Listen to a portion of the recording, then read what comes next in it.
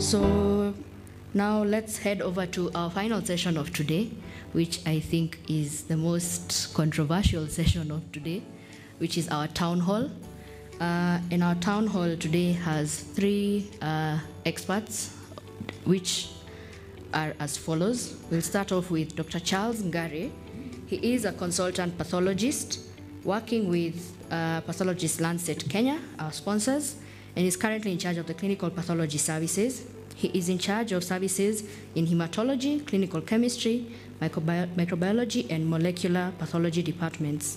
He graduated from the University of Nairobi with a master's in medicine and human pathology in December 2017, then joined Lancet soon after. His interests are in transplant immunology and hematopathology. He carries out training to healthcare workers and members of the public in various parts of Kenya in areas relating to the field of pathology. He's also interested in mentorship of pathology and oncology residents when they're carrying out rotations at Pathology Lancet Kenya. In his free time, he is an avid traveler, enjoys swimming and playing amateur football. So, over to our second panelist for this afternoon. His name is Dr. Davji Bimji Atela, and he is the current National Secretary General of KMPDU, which is the doctors' union in Kenya. He has been in the labor movement for over a decade, lobbying and advocating for the rights of both doctors and the Kenyan public. He graduated with a Bachelor's of Pharmacy from the University of Nairobi and is currently in his final year at Moi University, pursuing Masters in Clinical Pharmacy and Pharmacology. Dr. Davji is a firm believer in negotiations and collective bargaining for public good. His mantra is, united we bargain, but divided we beg. Dr. Davji, since he's here with us in person, I welcome you to have a seat with us here at the front.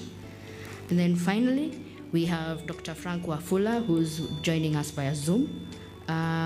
He is an academic director and senior lecturer at the Institute of Healthcare Management, Strathmore University, based in Nairobi, Kenya. He also works closely with the Kenyan government, supporting various policy and institutional reforms on behalf of the World Bank Group. His recent achievements include leading multi-agency initiatives that resulted in reforms to Kenya's regulatory system, development of health facility accreditation framework, and development of the first Kenya Health Public-Private Collaboration Strategy and Resource Guide. His current projects include evaluation of the Africa Health Diagnostics Platform, research strengthening professional regulation in Kenya and Uganda, research on developing systems response to epidemics, and implementing risk-based and responsive regulatory strategies across sub-Saharan Africa. Dr. Frank holds a PhD in health systems and policy from the University of London, London School of Hygiene and Tropical Medicine, and the Open University, which he got in 2012. He also has a Master's of Science from the same facility in public health, and he's also a pharmacist, and he got his degree from the University of Nairobi, with additional training from IESE Business School and Strathmore Business School. Prior to joining Strathmore, he led research and M&E at AIDS Fund, which is a global fund observer, and worked as a health systems research at KMA Wellcome Trust Program, and served as a government pharmacist. He sits on various global and local advisory boards, including the World Health Organization Technical Expert Group on Regulation, where they develop guidance on health professional regulation for the 194 WHO member states. So karibuni sana, Dr. Atela, Dr. Ngare, and Dr. Wafula. I now hand you over to the session moderator, who is none other than Dr. Phyllis Awor, to take over for this town hall. Thank you. Welcome to the Young Doctors Network Town Hall discussion this afternoon. Our topic of discussion is emerging career development challenges and the possible solutions. The world and our country are ever changing. As such, young doctors face a particular challenge in navigating the career field. This town hall discussion aims to equip young doctors with skills and information needed to successfully wade these emerging challenges. As you've been told, my name is Phyllis. I'm a medical officer. As earlier introduced, our panelists are Dr. Charles Ngare, Dr. Frank Wafula, and Dr. Davji Bimji Atela. Welcome and thank you. I would like to welcome our online and our in-person audience. Thank you for attending this town hall. For our online audience, kindly post your questions in the chat section, and we will do our best to address them in the Q&A session. We will kick off this discussion with some questions on the key challenges and solutions facing young doctors in Kenya. I'd like to confirm if all our panelists have joined online.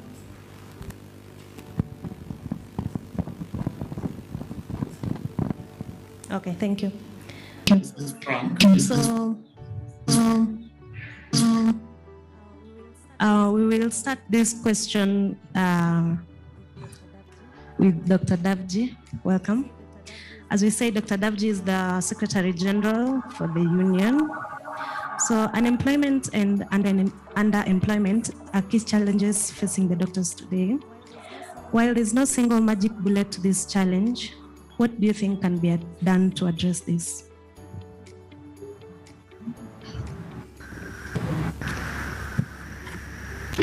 Thank you so much. Thank you so much, KMA, and thank you so much to the young doctors for inviting us for this session of today. And then I also want to thank you for electing me to be the CEO and Secretary General of KMPDU for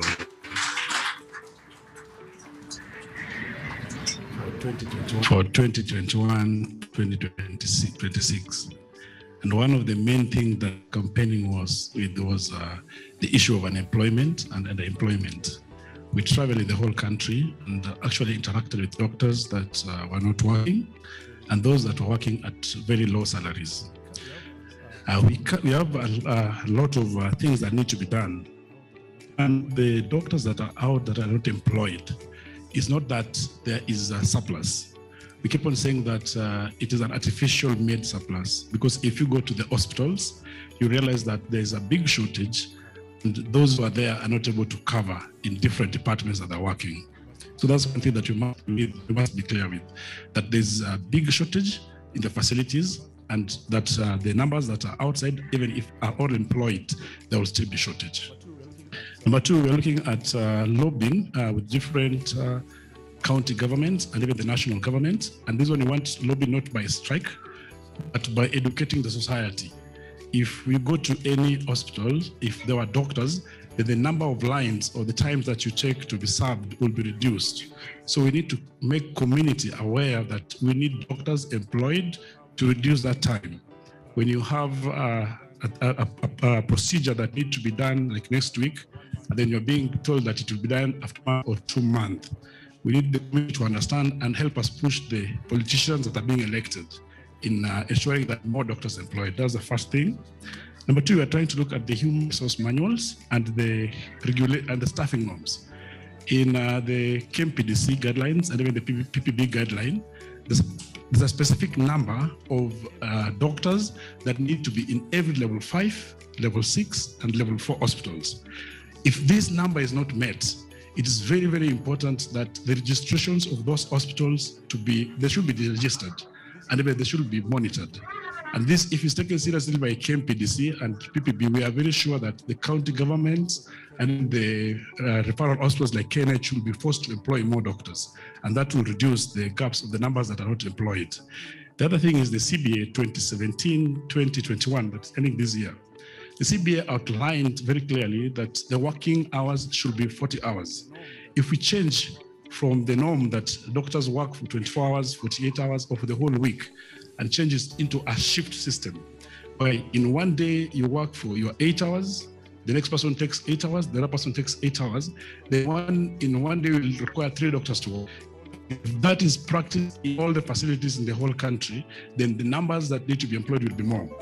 People keep on asking that there's emergency call allowance will go if that is.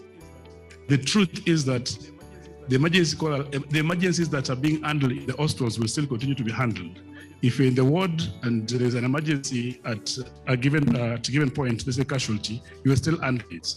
And also the history of the emergency call allowance was not just to handle the calls. So that's another aspect that we have to look at strongly.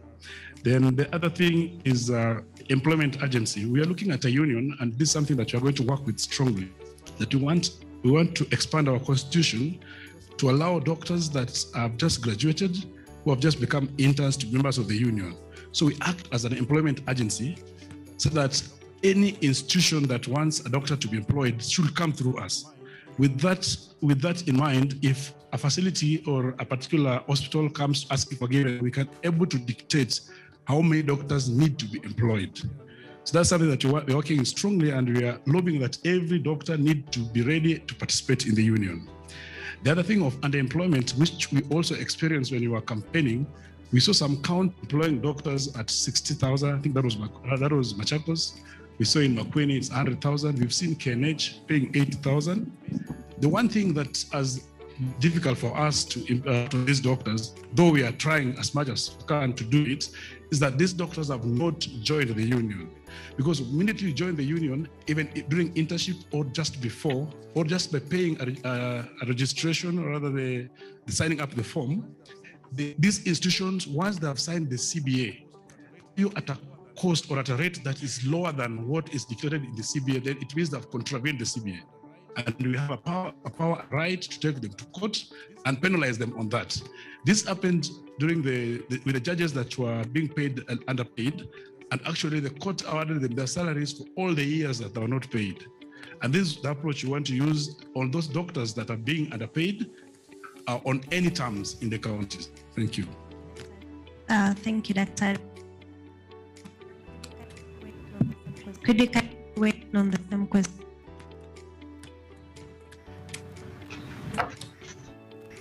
Sorry, Dr. Wafula or myself?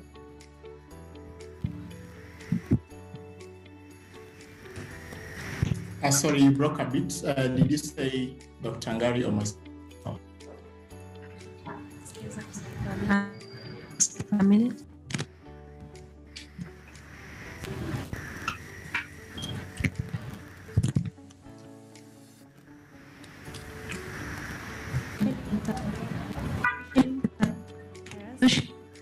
Yes. I'll ask Dr. Charles Ngari to weigh in on this. All right. Okay. Thank you so much, Dr. Phyllis. I hope I'm audible. Yes, you are. All right. All right. Okay. Thank you for this opportunity to present at the KMA Young Doctors Network conference. I'm honored to have been invited to make or to come and join in the town hall. Just briefly, before I mention what it is I would like to say about underemployment or unemployment, just a quick note that my wife is from Kisii town, not far from KMA Park. So I'm hoping that the next Young Doctors Network pre-conference will still be held at KMA Park, so that I can kill two birds with one stone. So when it comes to underemployment or unemployment, I would just like to add on to what Dr. Bimji Atela has mentioned, and thank you for that, SG. So what we need to do is now, as young doctors, look at opportunities outside the normal, what we call the traditional ways of operating, such as now you want to be employed in the hospital and work, doing clinical work. There are quite a number of other opportunities which we could take advantage of in other fields such as finance. Please look into that. There are those who are interested in other fields such as research. Also, you could delve to that, because the MDCHB degree is not just a degree that allows you to work in the hospital. It shows that you have the element of critical thinking and able to analyze quite a number of situations. And for those, excuse me, for those who've been able to venture into other fields, for example, another field that is right now is pharmaceutical. The pharmaceutical companies are employing quite a number of doctors. So those are other fields which you can look into. Other personal initiatives outside what a group initiative like the union is doing could be now going into specialization. For those who would like to specialize, please, if it's possible, try to do it early, because the sooner you do it, the more grounded you get into the career at an early time. And so it will give you even more lobbying power when you've just freshly graduated and now you want to go into specialization. I know some of us are having troubles with the counties releasing us, and that's where the union will come in, and I'm sure Dr. Atela will discuss this further. But for those who are considering to specialize, I would encourage you to do so early. And then finally, kindly join an association, whether it's KMA, the union, because in strength, in numbers, we have the strength. Thank you. Thank you, Dr. Dr. Davji, as a follow-up to your answer, you mentioned about lobbying and lobbying without necessarily going on strike. How do we strike a balance between creating an enabling... Recording in progress. Discussing and providing solutions to these challenges and sort of militancy or dissidence? Where is the line? You know, when you look at traditionally, we look at KMPDU that was formed in 2010 and registered in 2011. To when you talk of the way we are known in the media and the way we've been known out is because we've been participating in strikes to demand for our rights. This is actually legal because it's enshrined in the Constitution, and it's the only way that we have seen mostly is able to bring people onto the table. I think last year around August, when I was taking my son's treat, then I asked them whether they want to be president. They told me no, they don't want to be president because doctors will go on strike. And that was the only reason. There's a 10-year-old and 11-year-old. Then I looked at what possible way do we have to lobby and advocate for the issues that we want and change perceptions that we have in the community. Because the community knows that everything that we are advocating for is only money. It's not even the working condition, it's not even the employment of more doctors, or not even the things that are operating in the hospitals. And with that, we need to make sure that in a particular location, for example, one hospital, let's say Subukia in Nakuru, in this particular place, that hospital has MCA who comes from that area. There's a member of parliament who comes from that area. There is a women rep, there is a senator, and then there's a governor. If the things are not operating, these people need to understand how the place operates. If you go to like a new teaching and referral hospital, for the last two, the community holding sharing coffins and advocating for doctors to be in facilities, doctors to be instated. This is because they've learned that it is their parents as politicians who are not being treated when they're not doctors. They've learned that and their cousins. So they must understand how the hospitals operate. And that's the one way to put our voice out there. We need to advocate and make sure that when the doctor is employed in any place, is not employed to treat another doctor. The doctor has been employed to treat the members of the society. And that's why we need their numbers. And that's why we've thought this time, before we actually settle down to go on the strikes, we must put a balance that the country actually knows the value, need, and what you're standing for. Thank you. I'll move to the next question. This one is for Dr. Afula. So non-clinical physicians are getting more specialized tasks assigned to them. As a healthcare system strengthening expert, what does this mean for the profession? And how can we as young adapt to this? Thanks, fellas. I hope you can hear me well. And I think there might be a connection issue. I hope it's not on my end. Feel free to stop me if you lose me. Yeah, so that's become the new normal now, and it's kind of been coming. It's taken a bit of time, but it's now here, and the only constant in life is actually change. And I feel like, and this is really useful for young doctors to appreciate. I feel like there's a new normal that as medics, particularly the younger ones, you have an opportunity.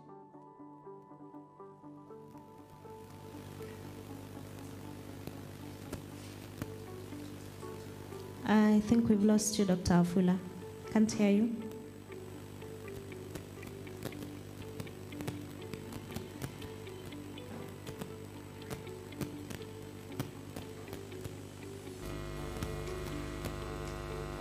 For a long time, that was fine because the professions ruled and the tag was enough to get you by. That is changed now. The market has become very fastidious. People are looking at whether you can deliver on the value. And can you manage people? Can you manage teams? Can you actually, oversee, strategy and deliver what is required? Can you manage change within organizations, as it happens? Can you manage finances and plan appropriately? Can you budget? Something very basic. Can you actually do program-based budgeting, which is now a standard, an industry standard, as opposed to the older line item budgeting? Can you manage operations within the facility or within the organization which you're leading? So just because you're a very good clinician, it doesn't necessarily mean you're good at that. But unfortunately, times are different now. So value in the market is defined from the perspective of the client. And the client, so the healthcare value stream is very well mapped now. So it's not a simple interaction of a doctor seeing a patient and go. Everything is now interlinked. And as we adapt better and better leadership and management practices, and as healthcare organizations evolve to match up to other types of organizations, we are going to see more and more of this happening. So let me use two quick examples that might help illustrate this. So when it comes to managing teams and when it comes to dealing and managing people, the way doctors, and we blame the system, this has nothing to do with the individuals. The training is very individualistic, and it's about you being on top of things. It's about you discharging, as we used to say. It's about you being the knowledgeable person in the team, and it's about you being the head of the team. So now the world has moved on, and we are talking about distributed leadership. So even when you're a boss, everybody's a boss in their own way. We are talking about cross-functional teams where you making decisions and shouting and being ahead of everybody else is now seen as a weakness. 10, 15 years ago, that was a strength. That made you a good doctor. Now that makes you a bad leader. And by extension, it doesn't make you suitable to manage a healthcare organization. And we see a lot of these tensions whenever, I often find myself sitting in panels where I'm trying to recruit, persons into systems. And actually, interestingly, I've done this for a few counties as a technical panel member, working with the county, public service board to recruit. And, so as the only person, perhaps one or two of us who are medics and the rest are not, you can see how much they frown upon even the way medics answer questions. So how would you handle this situation if it came up? That's a very simple question to ask. How would you handle a fire at the facility if this came out, or how would you prepare for that? Other people would actually say the first thing we'll do is we'll discuss with my teams, we'll do this, and then we'll find ways of doing this. Medics will always start by saying, I will do this, I will appoint, I will do this. It may not feel like a big deal, but when it comes to trying to decide who's going to be a chief officer, it's actually a big deal, and you end up losing. So we are going to see more and more other professions competing and crowding us out, simply because they may not be the most technically competent. They may not even know anything about healthcare, but they know what the job entails, which is managing people, managing resources, managing infrastructure, and playing politics, which is also very important. I think I'll pause there for now. Thank you. Thank you. Dr. Charles, kindly weigh in on the same.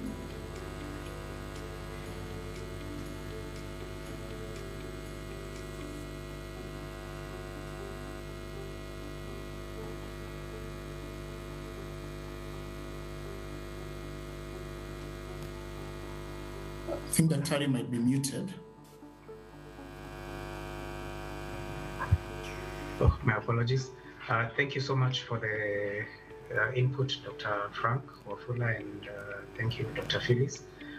What I'd like to add is even wherever it is that you're based at, be it in a clinic, be it in a hospital or any other healthcare facility, kindly try to find common or people who you have a common target with, such that now you can form associations or lobby groups across the board. Say, for example, within a county, you could just have just an association of interns, so that now whenever there's an issue that crops up, you're able to lobby as a group instead of lobbying as an individual, so that your voices are heard, so that even for those who are not geared or are not trained in the medical field are able to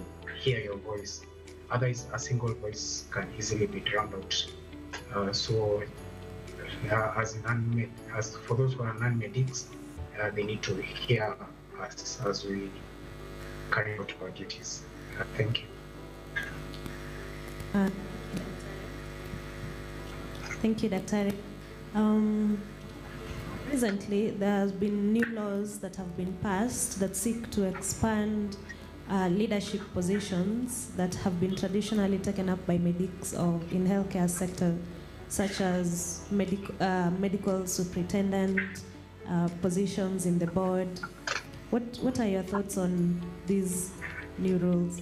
What does this mean for us? And if for doctors who are interested in having these leadership positions, how can we maintain an edge over the other professionals? Dr. Dabji. Thank you so much. I think the first challenge I'll throw up to all of us and to all the doctors is that when appointed in the counties and in different places to be either MedSup or to be the sub-county MOH, we need to take those positions, regardless of our age, because mostly, I think in the counties, the senior doctors and even the young doctors tend to repudiate or refuse to take those positions. That's the first thing. Number two, just like LSK, it's very difficult for LSK to appoint a teacher to be in charge. It's not possible for a doctor to be the head in a particular judiciary or in judge, or in the courts. So ideally, it's also not possible that a doctor will go and be the head teacher of an institution, because this is going to create a third-party aspect in this particular profession. So the one thing we must do strongly is to reject any trial to have non-medics or non-doctors to be the head of the hospitals or to be the heads of this regulation. Because once you do that, then the appointees who probably are politicians, and see the problem you have in the country is that the businessmen are also the politicians. So they'll always want these things to fail for them to make the profits. So the first thing, you must really refuse it, because once that happens, then everything that will be done will not be for the benefit of the patient. You will be told what to do in the hospitals, yet you have trained and have learned and know what should be done. So that's the first thing. We need to oppose that completely. And I think as a union, we've been working closely with KMA and with all the other associations to lobby strongly to ensure that is not done. Because we saw the appointment, the positions that were being put in KMPDC and in PPB, they were putting the politicians to be the appointing authority and also leaving the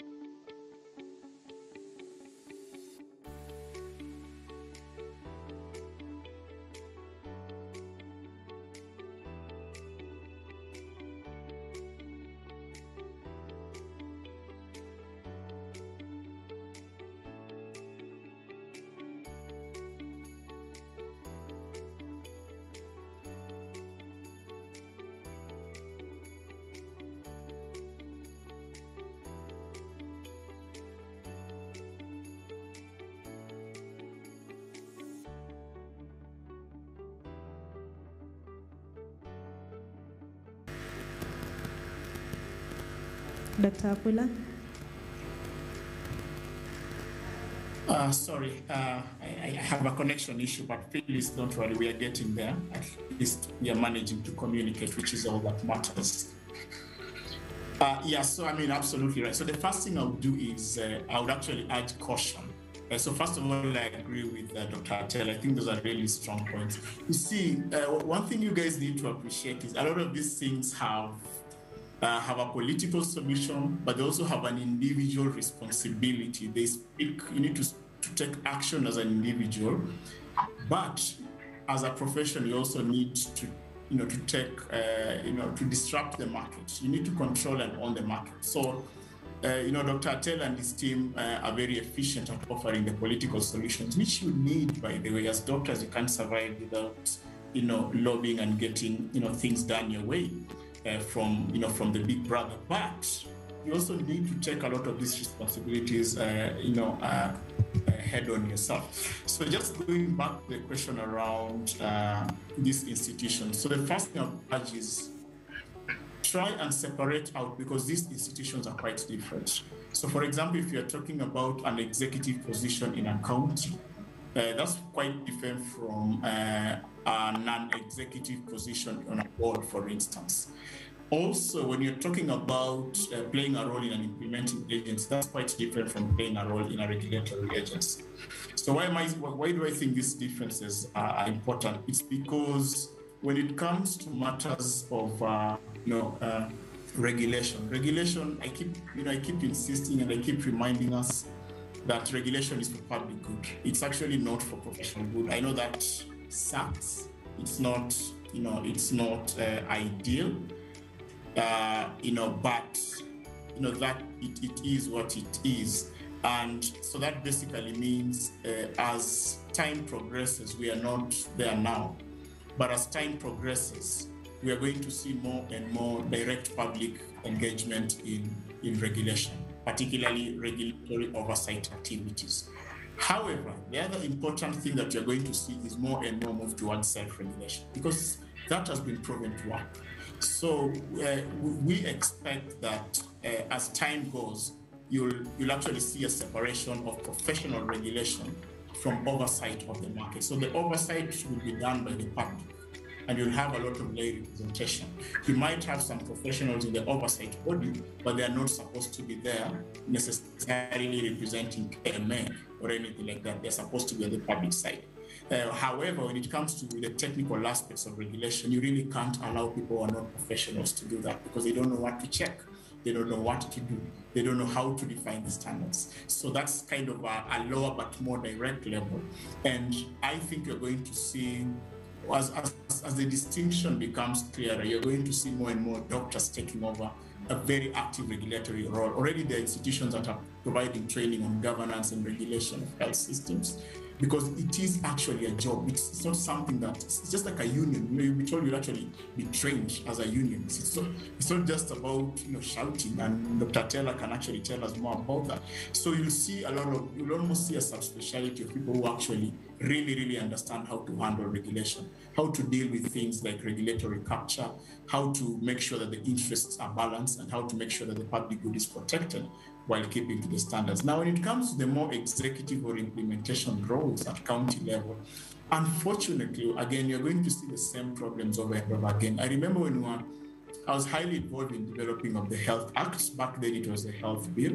And I remember we spent lots of late nights arguing about the roles and the people who are going to sit in certain roles.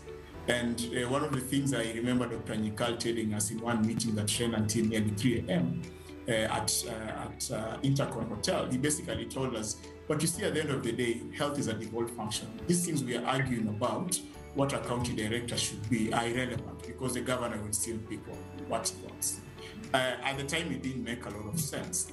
But what we've seen since the law was passed, some of the positions that are traditionally restricted to you guys here are going to other people. And I need to assure you guys, it doesn't matter how much lobbying you do. You could stop this temporarily, but the thing is, as long as you're not prepared, as long as you don't have the skills, as long as you're not competing effectively in what these roles require, You can't stop a governor from picking somebody who he thinks is better.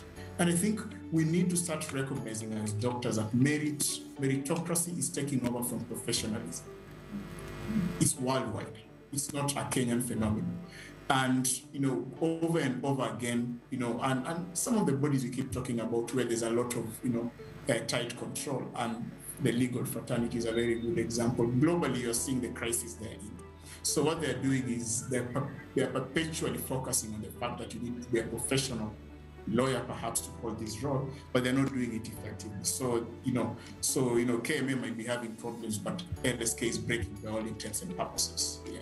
And so that actually becomes a problem. So you also need to be very careful about which direction to go. And I always advise doctors, be prepared so that when these roles come up, if I was recruiting a chief officer of health and I got a doctor who is very good in leadership, understands financing, strategy, operations, and somebody who isn't a doctor, I will recommend the doctor, because the doctor brings an additional advantage. They understand things about health that nobody else would ever understand. But if all I have is a banker who has all these skills, management skills, and a doctor who is a surgeon, I'm going to pick the banker. And I think that is what I keep insisting. You need to know that to effectively manage, re-engineer an organization and turn it into a high-performing organization, you need certain skills that you did not learn in medical school. Some of these you don't need. We train some of these at Stratton, but you don't need that. There's so many online courses. You can actually do short leadership courses. You can test yourself, work with mentors, walk certain journeys. There are so many ways of honing these skills. But the truth of the matter is, whenever I'm in the market, I see very little competence in that area, and that presents a very big. So even when the Dr.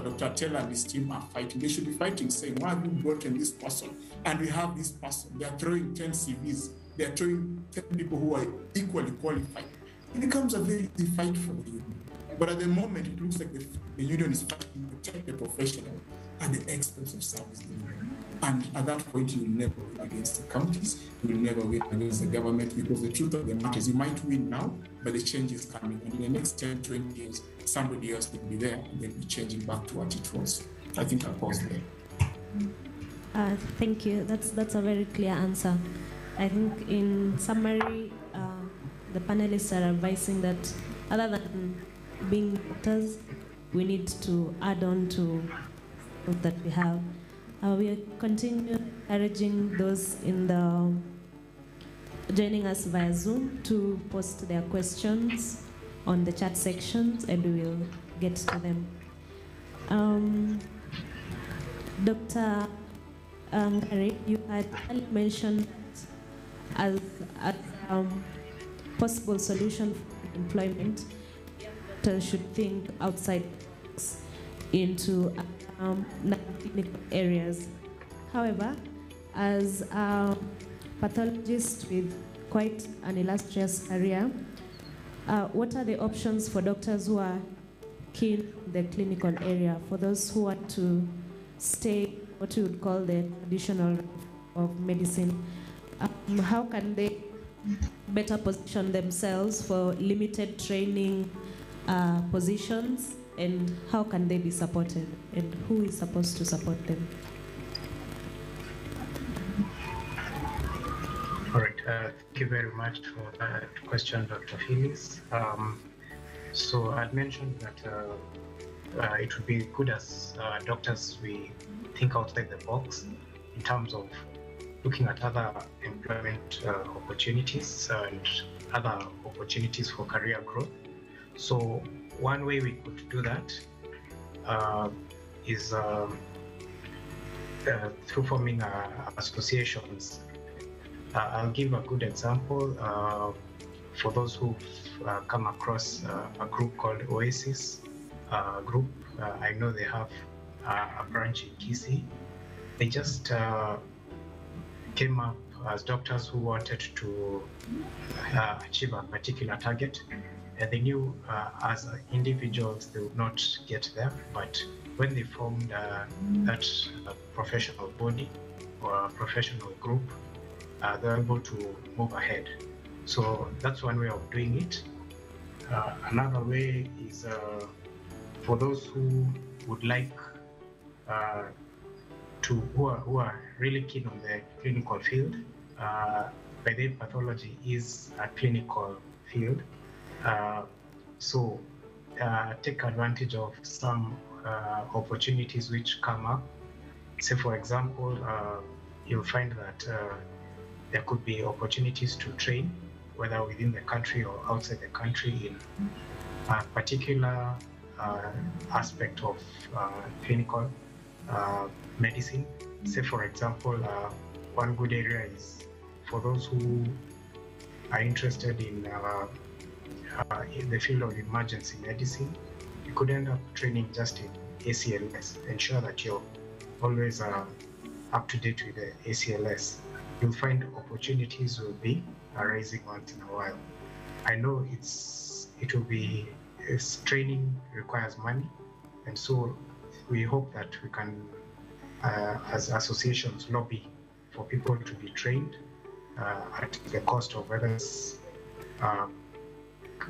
government or non-government based funding. So skills, as Dr. Wafula says, is what will get us far. When we know what it is that we want to achieve and we acquire skills for that, then we shall be able to get our voices heard. Thank you. Thank you, Dr. Davji. The bulk of young doctors are MOs, interns, students, and registrars. So, what are some of the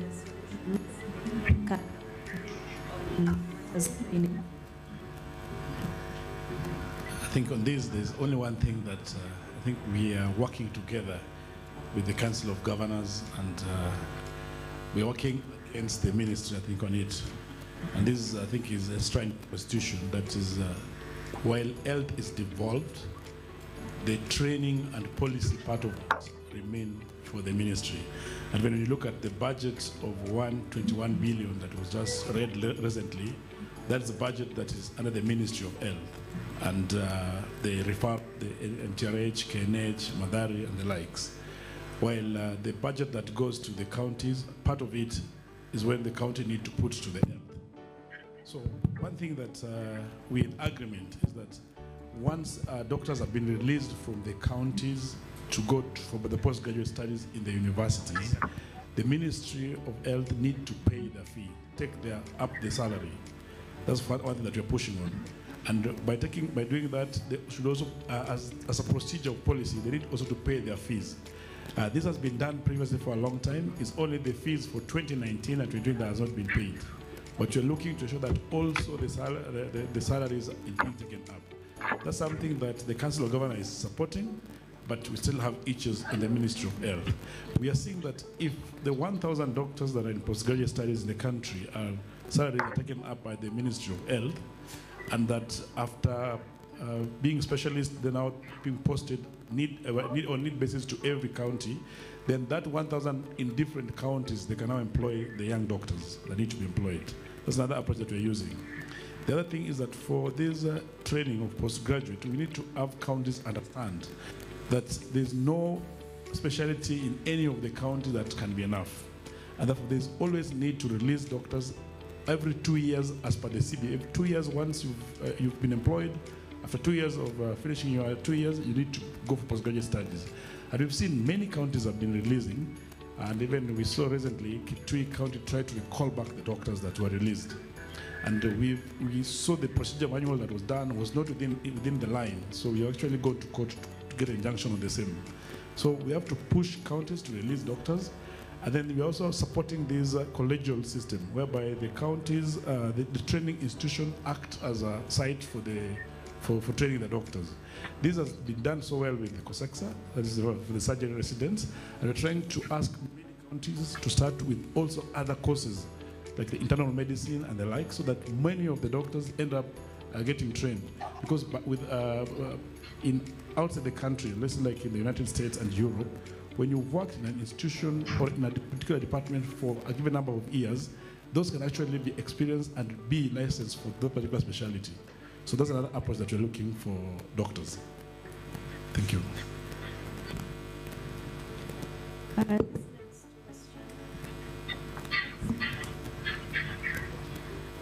This next question, I'd like Dr. Wafula to have the first go at it. So there are quite several career paths that are emerging away from the traditional clinical field. Dr. Wafula, you have had quite an illustrious career ranging from academia to health system strengthening. What are the available options for a young doctor wanting to stay away from clinical medicine, and how do they get in?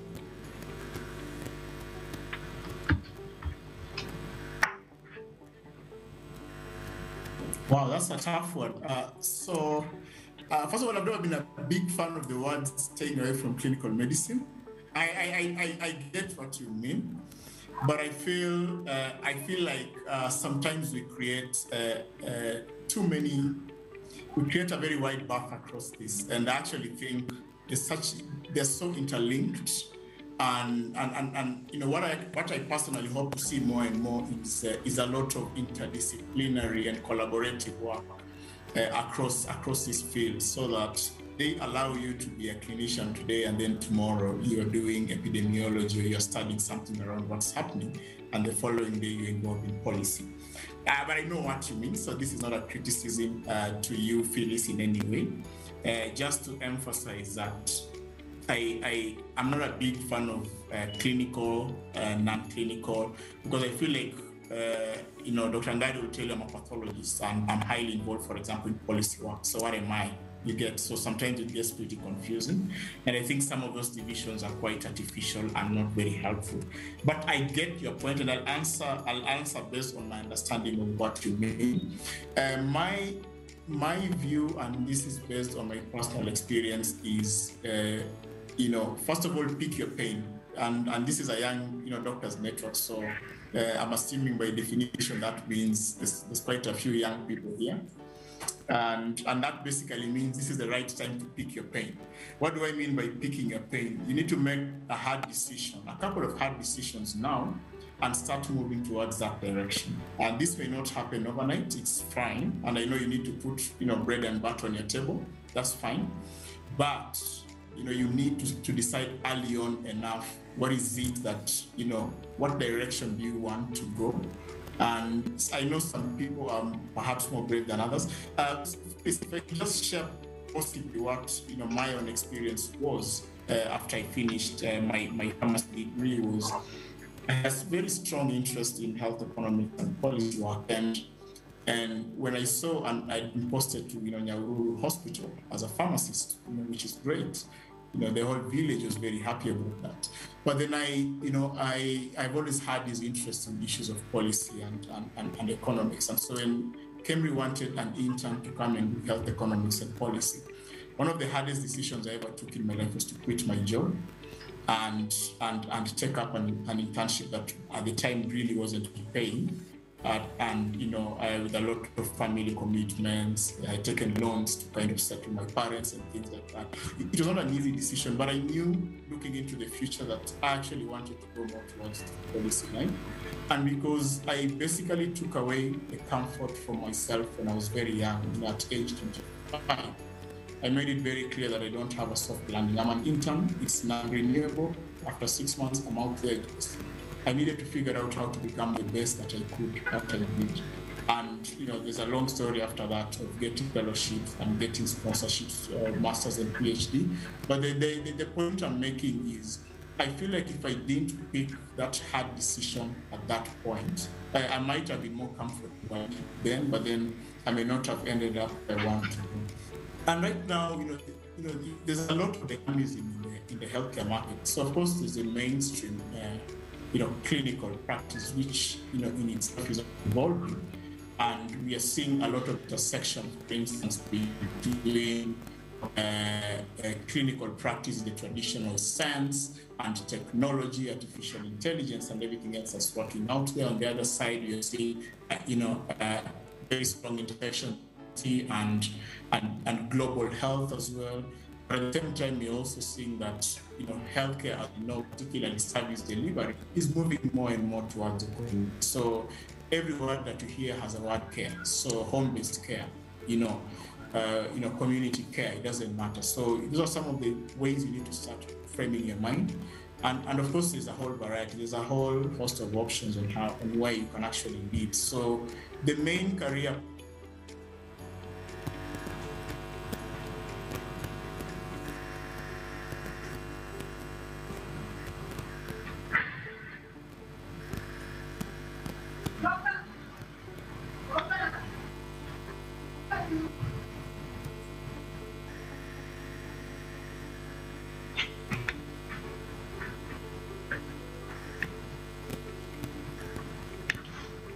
Sorry, has Dr. Wafula's screen frozen? Or? I think so. I think we've lost him for now. So as we wait for Dr. Wafula to be maybe back. I could add on to it.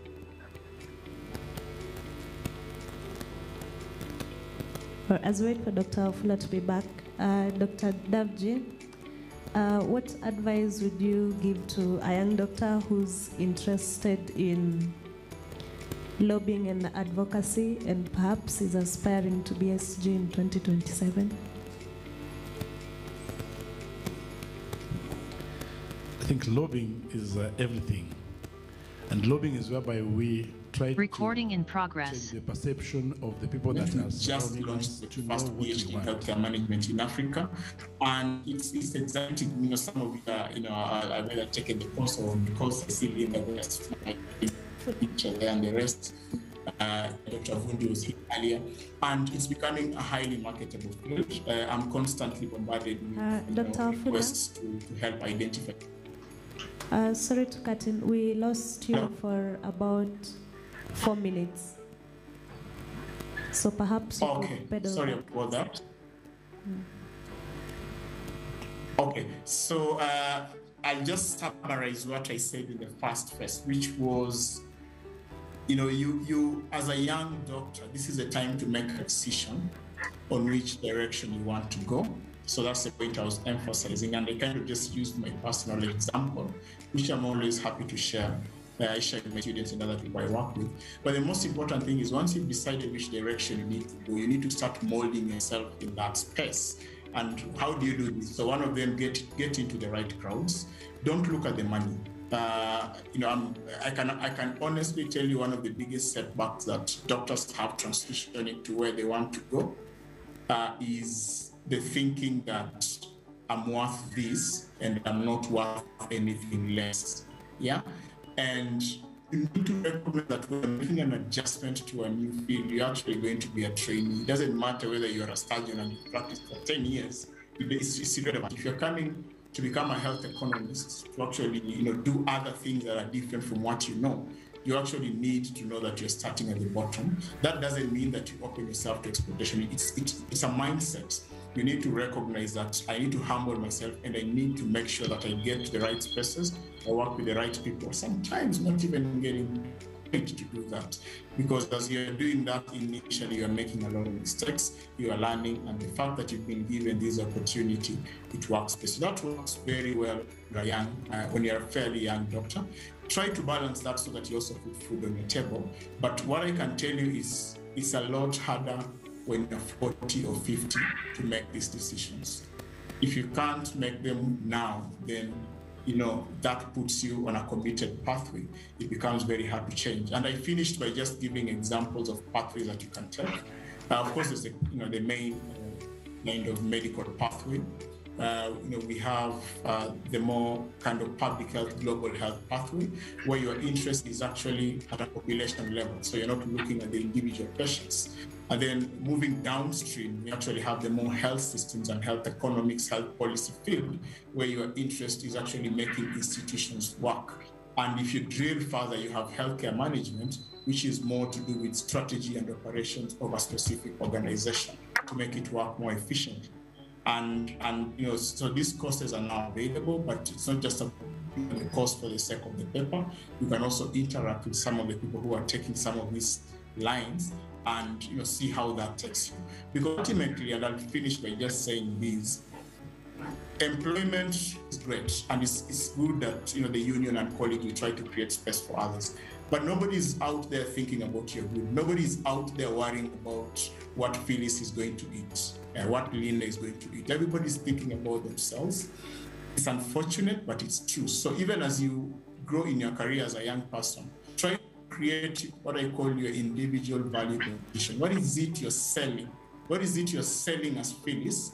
And how can you package it in a way where people can actually buy you so that you stop selling yourself and people look for you? And then use forums, open forums, put yourself out through videos and discussions and clips. I see people doing that and growing. LinkedIn is a very powerful tool. I don't think doctors use it enough. A lot of people reaching out to me looking for people, who I can recommend. Actually say, tried LinkedIn, I could not find anybody who fits the profile. And then I come the other side and everybody is talking about being jobless. So what I'm trying to say is, don't just sit pretty and wait for opportunities. Create who you are. Put yourself out there, depending on what you're interested in and where you actually want, the direction you want to go.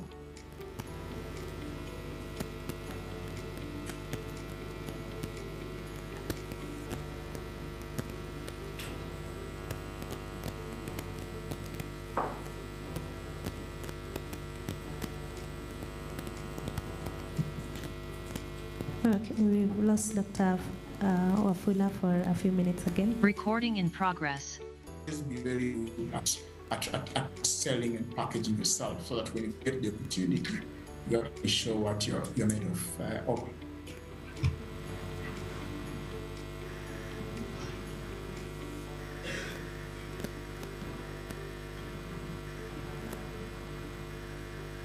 Phyllis? Thank you. So the next question, Zon, I'd asked you, Davji, advice to budding unionists. Where do they start from? Yeah. Sorry, Phyllis, you're on mute. Have I been unmuted? Can you now hear me? Sorry, Phyllis, you're on mute. Can the host please unmute me?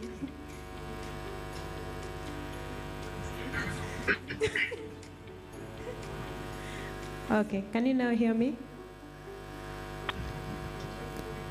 Yes.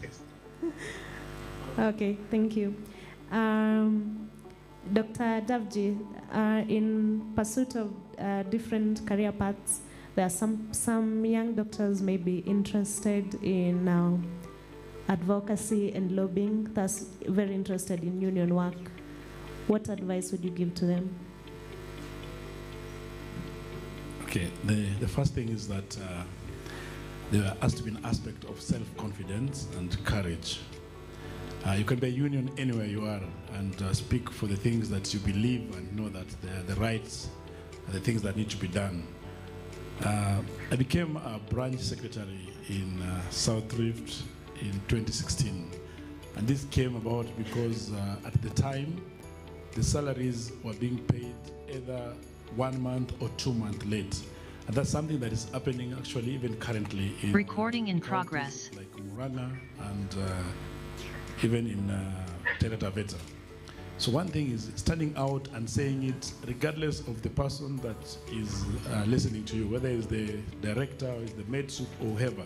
So that ability to speak about what you believe in, anybody who can do that is a unionist. You come out and you say this is what should be done, because I believe in one thing, and this is the truth, that nobody that is your colleague or is a governor or is a president who is better than you in any way.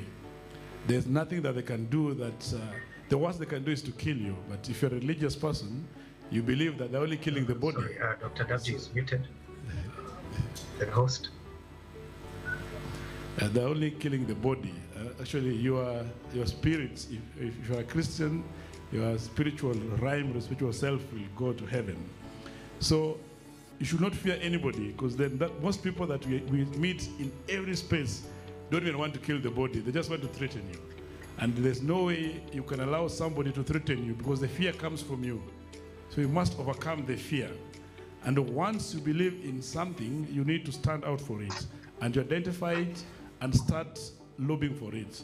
Now, lobbying is where you're going to talk to different persons that you feel have influence to make the thing go your way. For example, we have the Health Amendment Bill that is out here. We cannot change it without getting a time and meeting the parliamentarians. We must give them and tell them, if you are just a young doctor, you tell them that I'm from your constituency and this bill is going to affect my career in the future. I am going to help you campaign. How can you help us make sure that this bill does go through? So that's a way of lobbying. And on advocacy is you come out and speak about it in the public so that the media, through the medias, they know the story. You speak about it everywhere. You go to the church, you bring the story of how the plight of doctors, the plight of